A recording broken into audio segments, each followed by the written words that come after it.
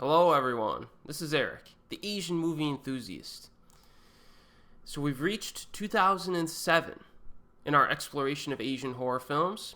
As usual, part 1 and part 2 of this video will cover the less impressive films, while part 3 and part 4 will cover the more impressive films, in my opinion, from this particular year. But first, we have some honorable mentions, of course. And remember, these are movies that some people classify as horror, but I do not. Some of the ones I recommend are The Detective, a Hong Kong thriller, Suicide Song, an interesting comedy with some horror elements spliced in, from Japan, Our Town, a Korean thriller, Black House, another Korean thriller, and Gong Tao, a Hong Kong thriller that has some spellcasting in it. Now, one that I kind of disliked was a film called Negative Happy Chainsaw Edge. Fantastic title, not so fantastic film. It's a Japanese action flick with a few horror elements in that. It had a few fun moments, but overall it was a bit underwhelming for me personally. Alright, so let's get on to these horror movie reviews. And as always, titles for all of the movies I discuss will be listed in the description box below. And we begin with the worst Asian horror film from 2007, which is fairly easy because a Shake, Rattle, and Roll film was released during this year. So we start with Shake, Rattle, and Roll 9, a Filipino horror comedy anthology. Now, this anthology of 3 short horror films has a total runtime of 138 tedious minutes.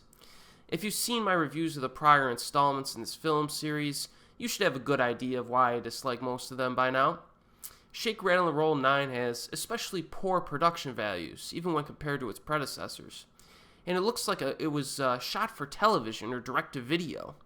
Also, you have to wonder if the filmmakers at this point are actually attempting to be obnoxious, given the characters and tone that's displayed here. Acting is generally not very good. The horror scenes and attempts at humor are totally incompetent. There's also lots of dull filler to sit through as well. So let's briefly discuss the stories in these 3 short films and get out of this place. Let's get rolling here. I'm already sick of talking about this franchise, but I'm a completist. Now, story 1, Christmas Tree.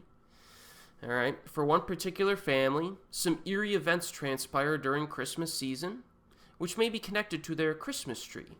This begins with a family gathering for the holidays, but something seems amiss when their pet parrot named Elton John goes missing. After a while, our protagonists begin to notice suspicious things about their Christmas tree, which may have eaten Elton John. Now, if this sounds stupid, that's because it is. To be fair, the first Shake, Rattle, and Roll film gave us a legitimately entertaining segment about a haunted refrigerator, but the same cannot be said about Shake, Rattle, and Roll 9's Christmas tree segment. They even fail to utilize the holiday atmosphere and sets to create a horrific visual, I guess you could say, effect. They just don't, if the film really brought in that Christmas atmosphere and created some dread with it, it's kind of like Present, Kazuo Umezu manga short film, Present from 2005, had a nice Christmassy type atmosphere, a lot of green and red lighting, and then that really helped to make that one entertaining. This one, just no point in watching it. The second story, Ngoc, is about, well, let's put it this way. After using a love spell, a young woman is visited by a red-cloaked figure, and bad stuff happens. This has a lot of familiar elements you've seen in other horror films. It's got some shoddy dream sequences, some hallucinations that are peppered in. Throws in some twists. No one will care. I didn't like that one either. Story 3, Encanto. While traveling through a remote province for a gig, a teenage goth band, feel free to roll your eyes at this point, is stalked by an Encanto, or forest guardian in Filipino mythology. Now, this had the potential to be interesting and culturally intriguing, but it falls flat pretty much and contributes a very cliched ending. So, like most of the films in this franchise, Shake, Rattle, and Roll 9 feels low grade and lazy from start to finish. Let's move on to another steaming pile of elephant compost, and that is Tomie versus Tomie from Japan. A young, depressed man is trying to move on with his life after his girlfriend's bizarre death. But one day, Tomie, the girl who cannot die, visits him at work and attempts to seduce him, but he proves to be more of a challenge than a typical human being. In the previous films in this franchise, obviously, men would just fall all over themselves to get to Tomie and, I guess, be her lover. But in this one, our main protagonist is a bit... He plays hard to get in this. So you have an interesting, I guess, change-up in this franchise at this point. But let's see what they do with it. Now, as you might expect from the title, there are multiple Tomies in this film who conflict with each other. And this is alluded to in the very first sequence, which shows two little girls have a spat of sorts, and then it fast forwards to the present day. So apparently, it's revealed, this is no spoiler, because it's the basic premise of the film. Apparently, these two children were injected with the original Tomie's blood somehow, and thus grew into full-fledged Tomies themselves. But this experiment did not work perfectly, so they started degrading. Like, they start getting sores on their faces and stuff like that, because they need more of Tomie's blood to sustain themselves. Now, this is an interesting premise, and you can have some really fun dynamics between these different Tomie characters, but, man, this film just sucks. It is not good. First of all, it looks and feels cheap, with drab, repetitive location shots that contribute no atmosphere at all. So from what I can tell, from the movie itself, almost the entire film was shot in one factory location that was like in the suburbs somewhere in Japan. That's pathetic, and the filmmakers should be ashamed of themselves, because some of the previous Tomie films had some, it mixed it up. It moved from location to location, etc. It's like they weren't even trying with Tomie versus Tomie. Scoring is forgettable, too. Second, Tomie comes off as a freaking bimbo in this movie. And do I have to say that she's not the least bit scary? There's no dread to her persona whatsoever, and the actresses are also not very good. So there have been some Tomie portrayals in previous films that did not work well. Either they were portrayed they were either too humanized or there were other flaws. But this one could be the worst, because she just comes off as just a bimbo. That's what she is. And the actress that played her dressed like a bimbo and acted like one. It's just totally out of character for this particular villain. You know what I mean? Third, the few clashes between the Tomies are completely lame. That's the title of this film, Tomie versus Tomie. They don't even give you what you want. But thanks for nothing, filmmakers. Thanks for nothing.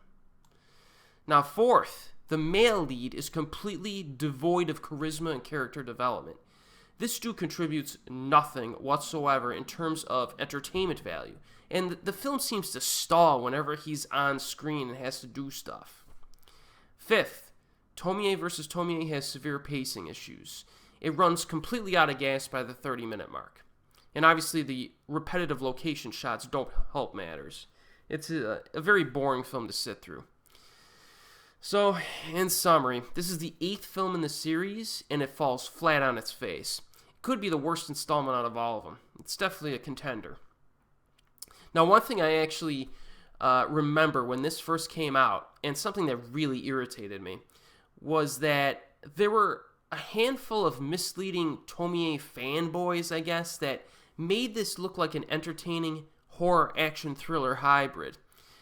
They did this by flooding the internet with positive reviews.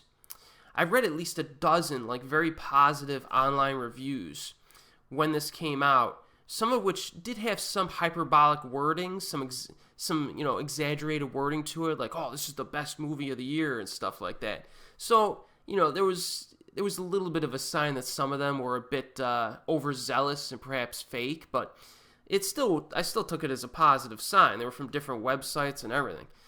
But after actually watching the movie, it was obvious that almost all of those reviews were fake, because the detailed scenes that they were describing in their reviews were not even in the movie. So that definitely kind of irritated me, because I actually blind bought this, I think. And, yeah, no, that was a bad blind buy. So that got me kind of mad. But, you know, looking back on it with a level head, this film still stinks. Let's move on. The next one, also not particularly impressive, but we move to Hong Kong now with The Closet. Now, due to his rebellious nature, a man suffered a traumatic childhood with abuse and maltreatment from his bad-tempered but famous sculptor father. Apart from receiving punishment and verbal abuse, he was often locked up inside the wardrobe. The dark childhood turned him into a weirdo, frequently tormented by the pain of childhood memories, as well as hallucinations of his dead father. Now, he betrayed his father's artistic career and chose to become a magician instead, to prove his own capabilities. He wanted to be a man of his own. You can't blame him. But during one of his death-defying shows, he becomes seriously wounded by shocks of his childhood nightmares. So, his girlfriend, thinking that he stretched his physical strength a bit too far, just says, you know what, let's go to a quiet retreat in the suburbs for a while and just recuperate. So, on a windy, moonless night, however, they go through a terrifying experience. So Francis Ng is a star here, and it's always nice to see my boy Francis. He's one of my favorite Hong Kong actors. Some of his better films are The Mission, Exiled, and Infernal Affairs 2. Now, I'm a big fan of this guy, but he can't save this movie. Poor Francis. He just can't save it. Much of the threats to our protagonists are in the form of violent neighbors, and this is projected very early on. Almost everything about this movie is low quality. The script, the horror, the atmosphere, character development or lack thereof, etc. Every scare attempt in this film just fails, and the events that transpire are kind of sloppily patched together. The film in general just feels like it was sloppily written. It's almost like The Closet tries to be like this psychological horror film, but it's so lacking in content and filmmaking quality that it just doesn't work. So you can avoid The Closet. Alright, now we move. Again here, we go to Indonesia now. We're country hopping again. This one is called Hantu. A group of friends hike in a remote forest but are terrorized by a spirit. A young man named Gali decides to go camping in an uncharted forest to find a lake called Sitra Wingit. He brings along his girlfriend and his 3 other friends, but trouble ensues when they cannot find the lake, and a weird encounter with an old man leads to a girl's disappearance. Can she be found? And what mysterious secret does the forest actually possess? So this one is mostly derivative, with extremely annoying characters who bicker, yell, and act hysterical most of the time. Now, if you want to take me out of a film, give me a bunch of jump scares to irritate me, or give me a bunch of obnoxious protagonists. Those are the 2 big strikes that horror films can, inflict me with. And this one at least has one of them. Now, Oka Antara actually starred in this movie. And if the name sounds familiar, it's because he was awesome in The Raid 2. He was kind of he was a supporting character. He was like Rama's Padawan when he went on his first few jobs. And this guy was also in Killers, both films from 2014, and both highly recommended if you have not seen them. But even he gives a lackluster performance in Hantu. Forest environment is nice, alright, and the jump scares are kept to a minimum, so at least it kind of avoids those. There are only a few that I remembered in this one. But kind of falls apart during the later half with some truly pathetic moments. Now, I gotta explain this one scene to you to give you an idea. There's a scene involving a flashlight. Okay? 2 dudes in a dark forest with 1 flashlight. Dude A, sees a ghost. But Dude B cannot see the ghost because Dude A just keeps shaking him out of fear. He keeps shaking him. He's like, there's a ghost. There's a ghost. And then Dude A or B is like looking at him like, stop shaking me. Stop shaking me. And the ghost is like 2 feet behind this guy. All right? Now, the flashlight. The dude takes the flashlight and he shines it, and the ghost moves away from the light. So, like, he's shining the light. The viewer can see the ghost, but this dude can't. And then the dude starts shaking him again. So he turns around, and then the ghost moves again. Like 2 feet in front of these guys. And then he waves the flashlight and somehow misses the ghost again. It was such a badly constructed scene that really tanked the movie. That just gives you an idea. That was not good. So, this movie has a good setting. I think the forest is a cool environment in this particular film, but it was a waste. I would not recommend it. Our next film here is a bit different. This one's got a little bit of flair and creativity to it, but it just couldn't come through for me. And that is Ghost Zombie, also known as Yurei Zombie, Japanese horror comedy. Now, I remember being excited about this one because it was directed by Koji Shiraishi, the man who gave us Noroi from 2005, but proved to be a disappointment, unfortunately.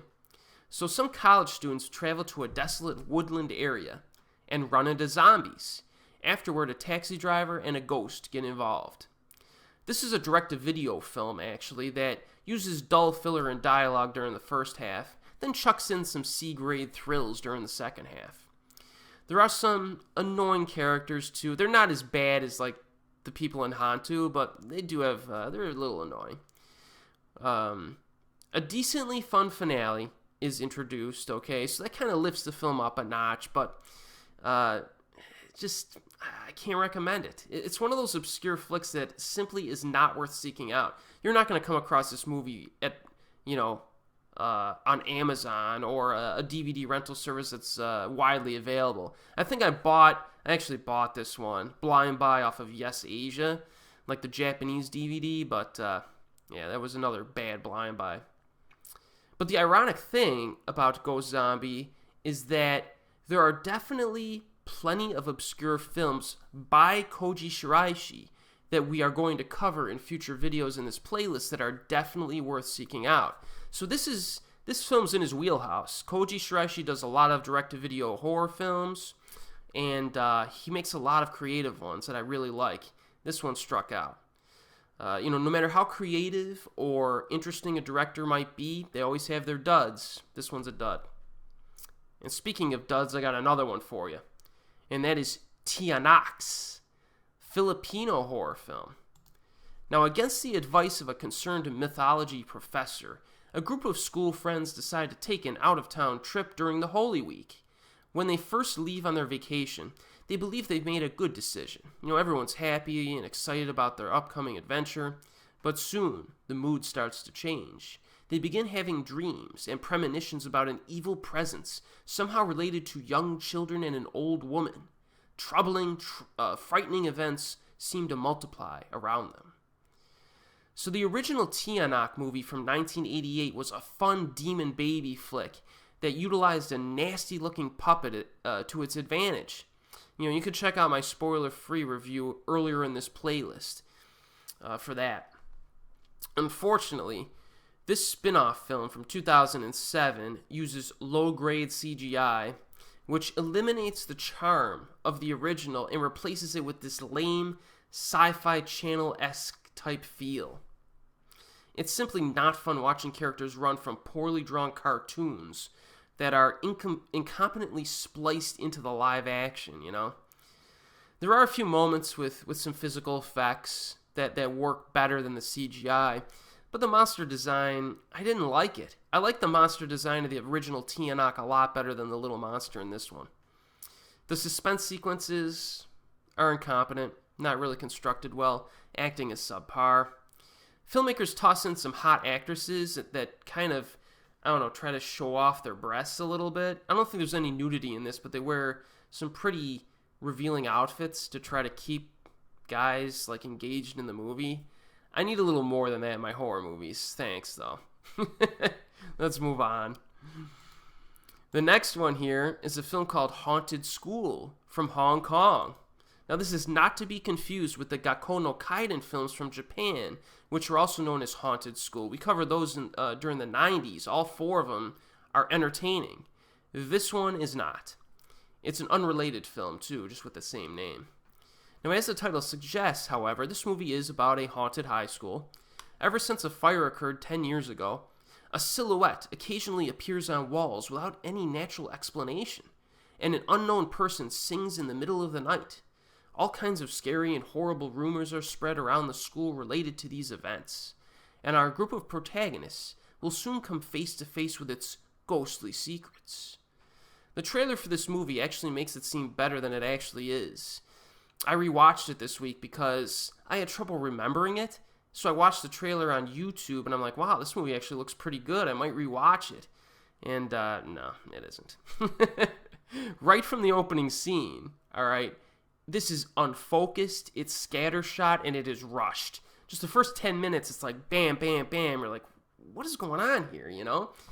And then it shifts to, like, our main protagonist, and it has kind of a dumb teen humor feel to it that makes the characters distracting and annoying. It even uses, like, cheap C-grade hip-hop music at times to try to be cool, you know? You gotta be cool in these movies. It doesn't work. It feels artificial, you know? Story is bland, acting's weak, too much dull filler to sit through, too. In terms of scares, there are one or two decent ones involving Onryo-style ghosts, but overall there's too much flash editing used during the horror scenes. A lot of flash editing in this one, almost as if the director is too impatient to hold a shot longer than 2 seconds during the horror scenes. So it's just, nope, not working.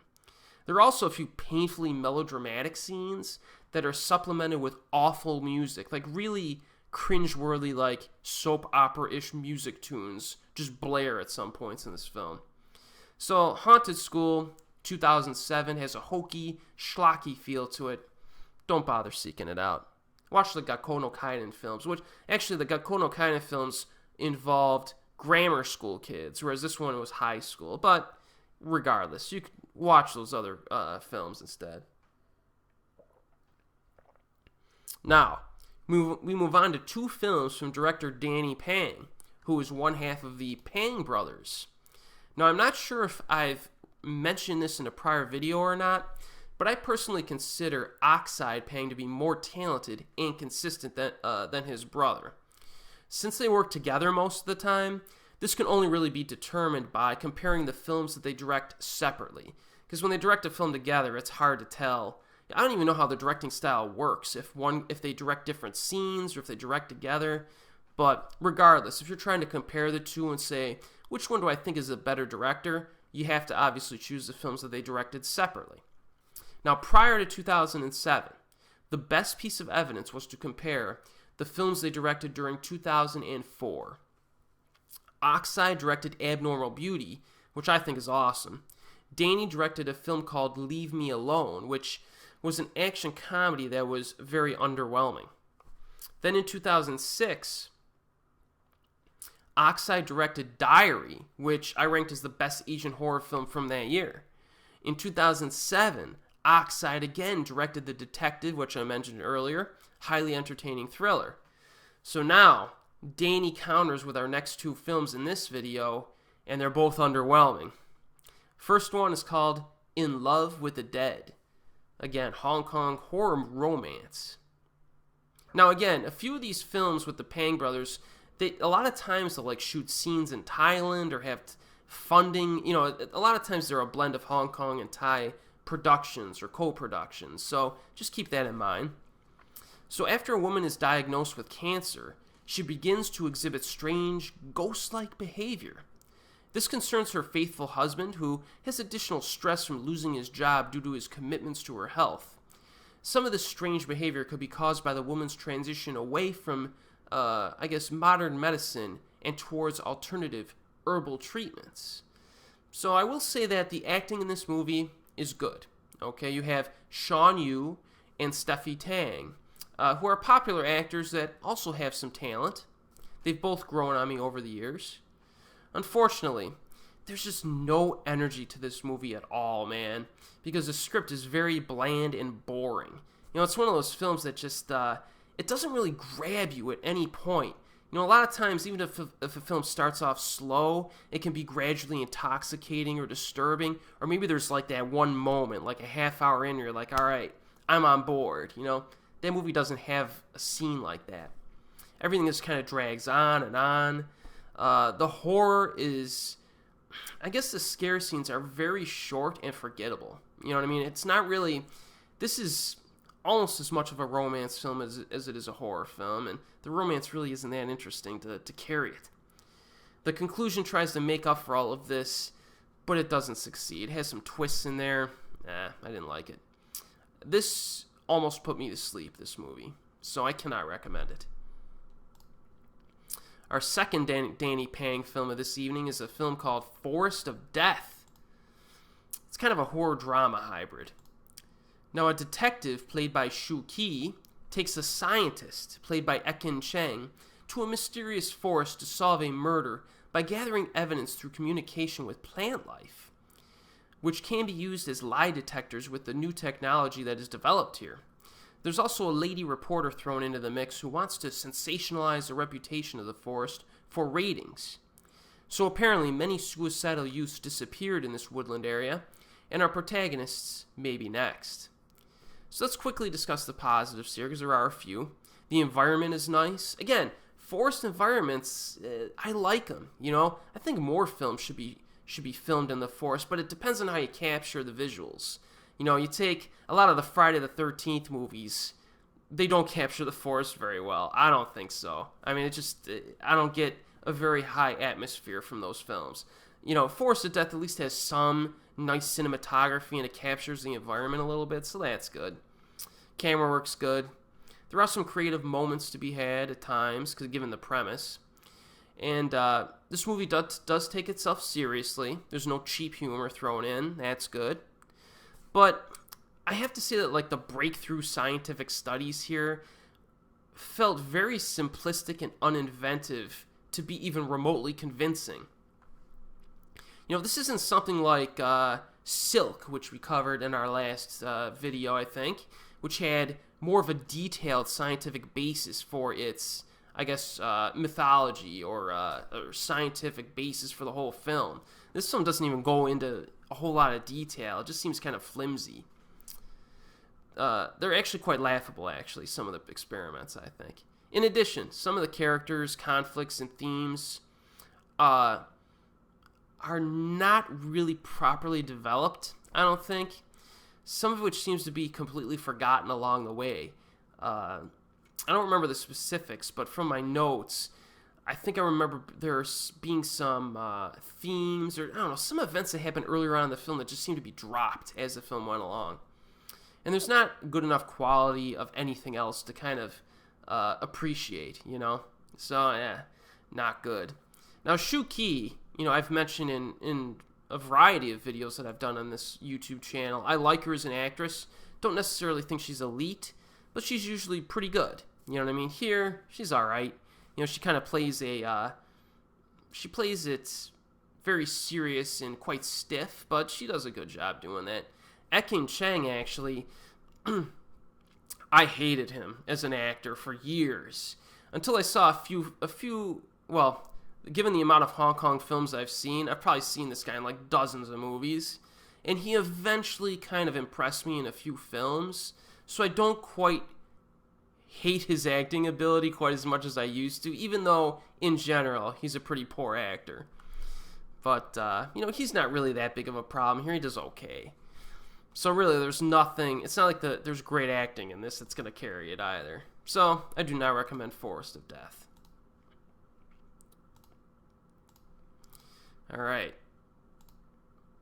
We only got a few more left. Just hang in there. Got a few left tonight. Excuse me. Our next one's also a Hong Kong horror film. What is that, 4 in a row from Hong Kong? Yeah, 4 in a row. Man, come on, Hong Kong. This one is called The House of the Invisibles. So the plot synopsis on Rotten Tomatoes was pretty good. It's as follows.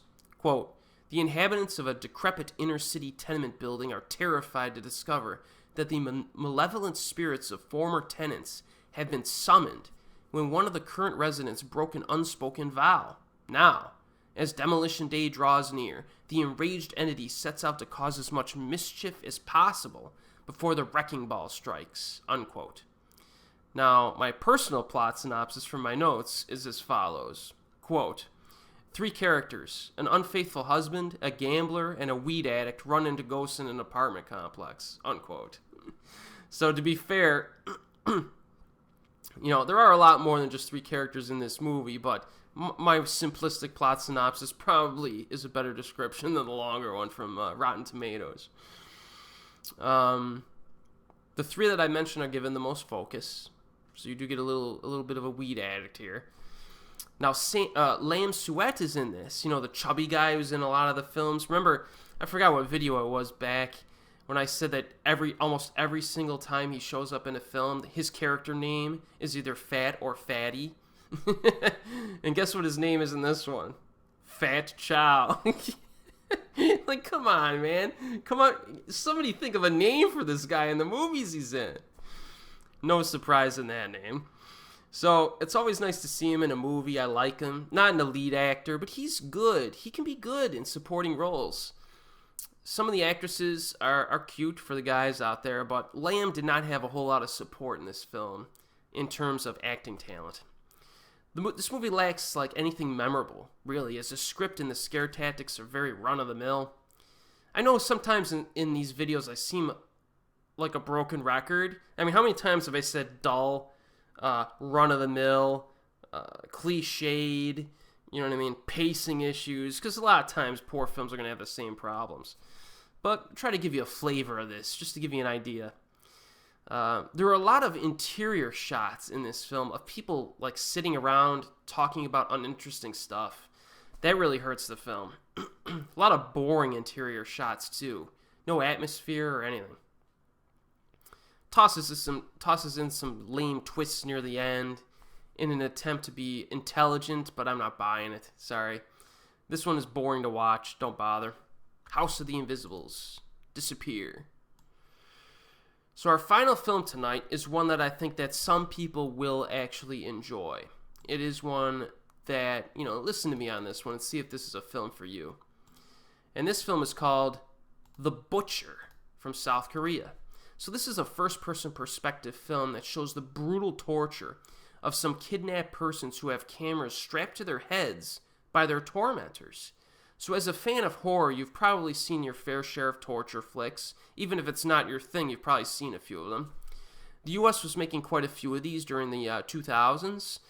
If you're a fan of these movies, or a fan of the earlier guinea pig films, or fake snuff like Psycho the Snuff Reels, there's a chance you might enjoy The Butcher. For me personally, I think the flaws outweigh the positives. But I gotta say that credit should be given to the violence here, which is surprisingly disgusting. And it does come close to launching South Korea, with this movie into kind of the same category as some of the Japanese sickies we've covered in the past. Some of the stuff from the 90s, in terms of stomach-churning filth.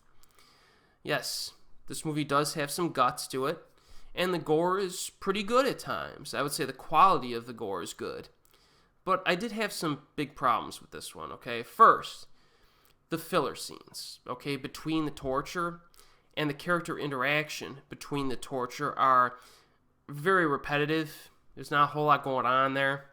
Second, the constant screaming gets tedious really fast. Really fast. It only adds to the monotony of everything, I understand if you're in that situation, you might be screaming, but I don't know. I think they could have tempered that down a bit, because it was just annoying me after. It became distracting. Third, the camera work is shaky, distracting, and annoying, okay? I know that this is a common complaint against films that are shot with camcorders from the protagonist's perspective, but in this case, it seemed even more unnecessary. You have these people strapped to chairs getting tortured. Do you really need the camera to shake around so much? I know there's certain times where they're dragged across the floor and stuff, but I don't know. I felt like the camera could have been a little bit more stable. So overall, I thought The Butcher had guts, pun intended, but proved to be a one-trick pony with too many flaws to be enjoyable. We are going to cover a somewhat similar Japanese torture movie when we get to 2009 that is better executed and more interesting to watch, so look out for that.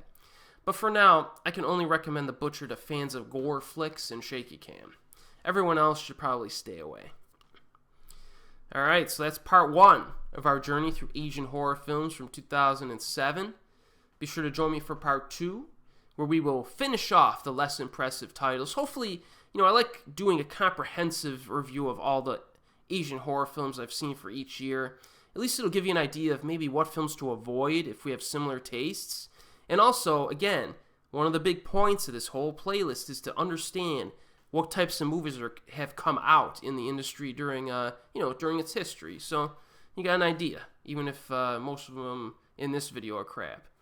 So as always, we'll see you the next time.